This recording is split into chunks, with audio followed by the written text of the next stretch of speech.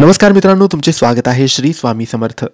मित्रांनो, धनु राशीचे डिसेंबरच्या दुसऱ्या आठवड्याचे साप्ताहिक राशी भविष्य कसा असेल हा डिसेंबरचा दुसरा आठवडा धनु राशीच्या लोकांसाठी.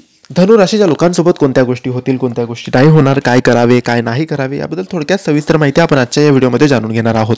तुमची किंवा तुमच्या जवळच्या व्यक्तींची धनु राशी असेल तर तुम्ही हा व्हिडिओ संपूर्ण बघावा, कारण या व्हिडिओमध्ये आम्ही तुम्हाला सांगणार आहे धनु राशीचे डिसेंबरच्या दुसऱ्या आठवड्याचे साप्ताहिक राशी भविष्य.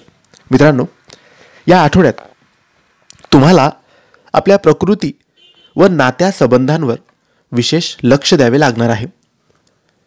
सुरुवातीसच आहारातील बेफिक्री किंवा जुने विकार उफाळून येतील. आपल्याला शारीरिक त्रास होण्याची शक्यता असल्याने आपणास आपल्या प्रकृतीकडे, आरोग्याकडे विशेष लक्ष द्यावे लागणार आहे.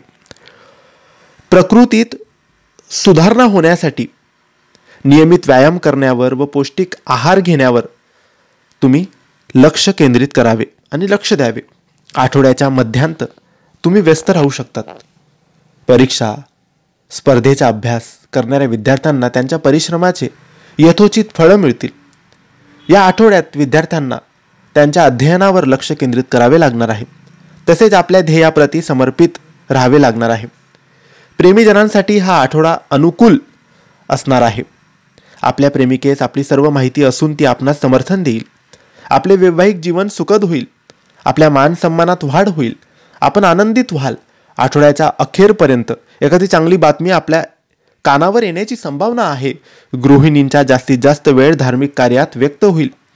या दरम्यान आपणास आपली कामे पूर्ण करण्यासाठी वेळेचे व ऊर्जेचे नियमन करावे लागणार आहे. या आठवड्याचा उपयोग प्रकृती व संबंध सुधारण्यासाठी करावा. सकारात्मक व धैर्यशील राहावे. आरोग्याची काळजी घ्यावी. व्यसनपासून लांब राहावे. चांगले आहार करावे. निरोगी राहावे. व्यायाम आणि योगाकडे लक्ष केंद्रित करावे.